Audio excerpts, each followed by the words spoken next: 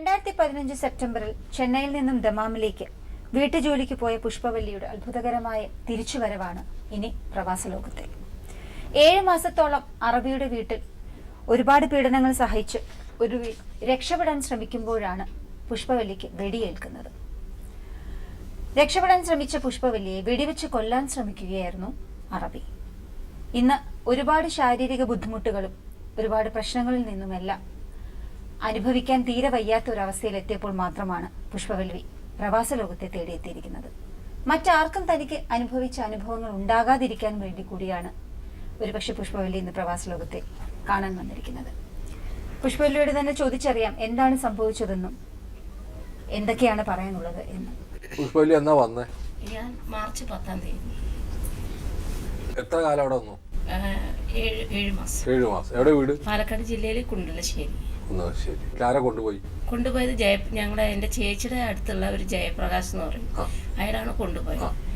അവിടെ ചെന്ന് ഒരു മാസം കഴിഞ്ഞപ്പോഴേക്ക് ഭക്ഷണം ഒന്നുമില്ല, പിന്നെ കഠിനമായ ജോലി. ഈ ജയപ്രകാശ് എൻ്റെ ചേച്ചിയുടെ വീടിന്റെ അയൽവാസിയാണ്. അയാളാണ് ഇവിടുന്ന് എൻ്റെ പേരിൽ ഒരുപാട് പൈസ വാങ്ങിച്ചിട്ടുണ്ട്. എത്ര രൂപ വാങ്ങിച്ചു? ഒരു 3 ലക്ഷത്തോളം വാങ്ങിച്ചിട്ടുണ്ട്. 1 ലക്ഷം ഏജൻസിക്ക് കൊടുത്തിട്ടുണ്ട്. നജിമ ട്രാവൽസ് എന്നാണ് ഞാൻ പോയത്, പാലക്കാട് നജിമ ട്രാവൽസ്. പക്ഷേ ഈ മാമേനോട് എനിക്ക് അവിടേക്ക് കയ്യിൻ്റെ വേദനയെല്ലാം കൂടി ഞാൻ നാട്ടിൽ പോയിട്ട് പിന്നെ തിരിച്ചു വരാമെന്ന് പറഞ്ഞു കഴിഞ്ഞപ്പോൾ ഇത്രയും പൈസ പിന്നെ ഇങ്ങനെ നിന്നെ കൊണ്ടുവരുന്നതിനെ വാങ്ങിച്ചിട്ടുണ്ട്, അത് ഇവിടെ വെച്ചിട്ട് പോയിക്കോളാൻ പറഞ്ഞു. പിന്നെ അങ്ങോട്ടും ഇങ്ങോട്ടും എന്തെങ്കിലുമൊക്കെ പറയുമ്പോൾ ഈ മാമ എന്നെ പിടിച്ച് തള്ളും ഉന്തും ഒക്കെ ചെയ്യും. അങ്ങനെ ഞാൻ സഖി വിട്ടു. അവസാനം പിന്നെ ഈ ജയപ്രകാശ് അപ്പോഴേക്ക് 6 മാസം കഴിഞ്ഞു. അപ്പോൾ ഈ അറബിയുടെ എൻ്റെ സ്പോൺസറുടെ അനിയൻ ദമാമെന്ന് എന്തൊക്കെ ബിസിനസ്സൊക്കെ തകർന്ന അവസാനം ഞാൻ നിൽക്കുന്ന വീട്ടിലേക്ക് താമസത്തിനായി. അപ്പോൾ ഞാൻ മോളിലാണ് കിടന്നുകൊണ്ടിരുന്നത്. അവിടെ എനിക്ക് അവിടെ താമസത്തിന് സൗകര്യമില്ല എന്നും പറഞ്ഞാൽ താഴെ ഒരു ഷെഡിലാണ് എനിക്ക് ഒരു റൂം തന്നത്, ഈ കച്ചറയൊക്കെ ഇടുന്ന കുറേ റൂം. അപ്പം ഞാൻ ഈ ജയപ്രകാശിനോട് ഈ വിവരം ഞാൻ പറഞ്ഞു, എനിക്ക് ഇനി ഇവിടെ നിൽക്കാൻ കഴിയില്ല, എന്നെ എങ്ങനെ കയറ്റി വിടണമെന്ന് ഞാൻ കരഞ്ഞു പറഞ്ഞു. അപ്പോൾ പറഞ്ഞു എന്താ അവിടെ പ്രശ്നം, എന്താണ്? ഞാൻ പറഞ്ഞു ഒന്നുമല്ല, എനിക്കിവിടെ നിൽക്കാൻ കഴിയില്ല, ഇനി എന്നെ ഇവിടുന്ന് കയറ്റി വിട്ടില്ലെങ്കിൽ ഞാൻ വല്ല കടുങ്കയും ഞാൻ ചെയ്യുമെന്ന് പറഞ്ഞു.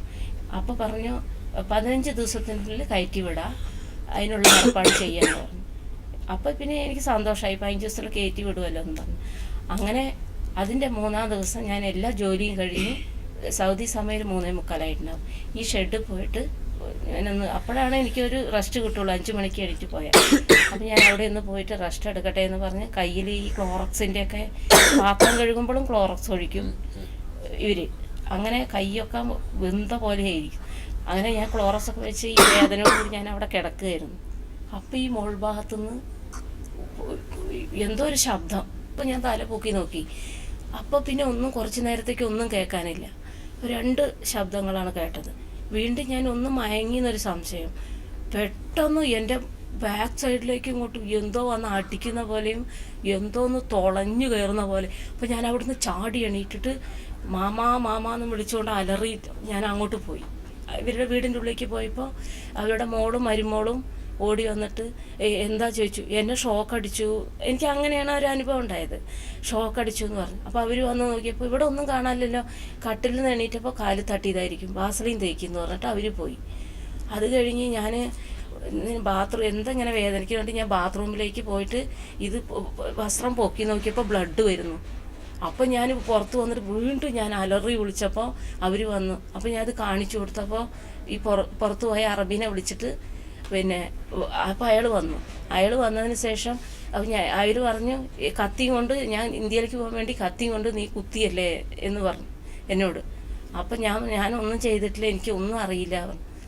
പോയി അപായം ഇട്ടിട്ട് നിന്നെ പോലീസ് സ്റ്റേഷനിലേക്ക് ഞാൻ കൊണ്ടുപോകുന്നു പറഞ്ഞിട്ട് വണ്ടിയിലേക്ക് കയറാൻ കൂടി എനിക്ക് വയ്യ. എന്നിട്ട് വണ്ടീനെ കൊണ്ടുപോയിട്ട് അയാൾ എന്തൊക്കെ ചെയ്യുന്നതെന്നറിയാം. അവസാനം എൻ്റെ സ്പോൺസറെ വിളിച്ചിട്ട് പിന്നെ അപ്പോൾ സ്പോൺസർ പറയുന്നു നേരെ ഹോസ്പിറ്റലിൽ കൊണ്ടുപോകാൻ. അങ്ങനെ ഹോസ്പിറ്റലിൽ കൊണ്ടുപോയി അവിടുന്ന് എക്സ്റേ എടുത്ത് പിന്നെ ഏതൊക്കെ ഡോക്ടേഴ്സ് വരുന്നു, എന്നെ സർജറി റൂമിൽ കൊണ്ടുപോകുന്നു. എനിക്ക് ഒന്നും അറിയില്ല എന്താ സംഭവം എന്ന്. അപ്പോഴേക്ക് കാല് വലിച്ചിട്ടാണ് ഞാൻ നടക്കുന്നത്. അതിൻ്റെ ഉള്ളിൽ കൊണ്ടുപോയി എന്നെ തലകീഴായി ഇങ്ങനെ കിടത്തി പിന്നെ ഇഞ്ചക്ഷൻ എടുത്ത് പിന്നെ എന്തൊക്കെ ചെയ്തു. പിന്നെ അവിടുത്തെ ഈ ബുള്ളറ്റ് ഇതിൽ കിടക്കുന്നു. ആ വെടിവെച്ചിരിക്കുകയാണ്. ആരെ വെടിവെച്ച്? ആരച്ച ഈ വയസ്സായ മാമയും ഈ പിന്നെ അബ്ദുറഹ്മാനും വേറെ ആളെ കൊണ്ട് ചെയ്യിച്ചതാണെന്നാണ് എനിക്ക് തോന്നുന്നത്. കാരണം ഞാൻ അവിടുന്ന് പോണെന്ന് 15 ദിവസത്തിൻ്റെ ഉള്ളിൽ പോകുമെന്ന് പറഞ്ഞില്ലേ, 15 ദിവസത്തിനുള്ളിൽ എന്നെ കയറ്റി അപ്പോഴാണ് ഈ അവിടെ ചെന്ന് ഇത് എല്ലാം പിന്നെ പോലീസ് വന്ന് കേസാക്കി. പിന്നെ ഒരു 3 മണിക്കാണ് എന്നെ ഡിസ്ചാർജ് ചെയ്തത്. അവിടുന്ന് പിന്നെ ഒരു 14ാമത്തെ ദിവസം പോലീസ് ഇടപെട്ട് പിന്നെ എന്നെ നാട്ടിലേക്ക് വിടുന്നത്.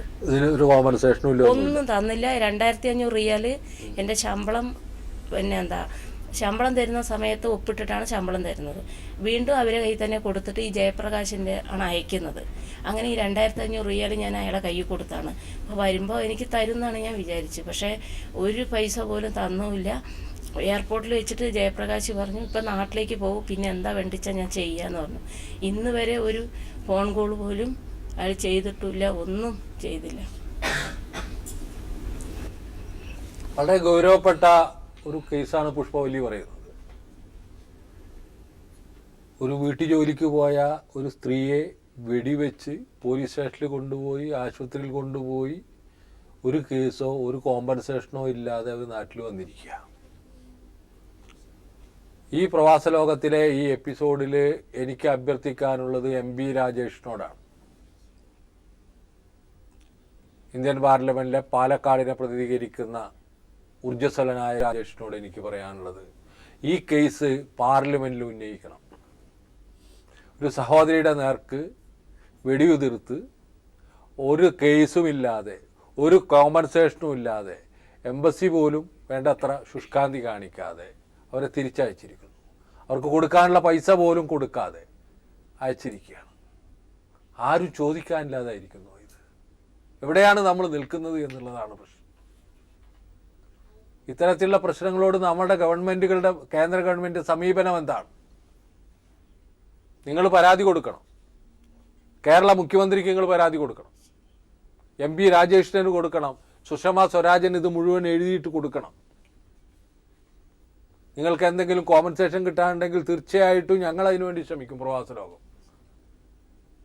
അവിടുത്തെ എംബസിക്ക് ഇതിനെക്കുറിച്ച് നിങ്ങൾ വിശദമായിട്ടുള്ള കാര്യങ്ങൾ, നിങ്ങളുടെ പാസ്പോർട്ട് ഉണ്ടല്ലോ, അപ്പോൾ ഏത് പോലീസ് സ്റ്റേഷനിലാണ് പോയത് നിങ്ങൾക്കറിയാലോ. നിങ്ങൾക്ക് സാമാന്യ വിദ്യാഭ്യാസമുള്ളതല്ല. പോലീസ് സ്റ്റേഷൻ്റെ എല്ലാ വിവരങ്ങളും അടങ്ങുന്ന ഒരു കത്തായിരിക്കണം MB രാജേഷിനും നിങ്ങൾ സുഷമ സ്വരാജനും പിണറായി വിജയനും ബഹുമാനായ കേരള മുഖ്യമന്ത്രിക്കും നൽകേണ്ടത്. തീർച്ചയായിട്ടും ഇത് നമുക്ക് പാർലമെൻറ്റിൽ ഉന്നയിക്കണം. നിങ്ങൾക്ക് വേണ്ടുന്ന കോമ്പൻസേഷൻ വാങ്ങിക്കണം നിങ്ങൾ. തീർച്ചയായിട്ടും അതിന് ഞങ്ങളെല്ലാ സഹായങ്ങളും ചെയ്യും.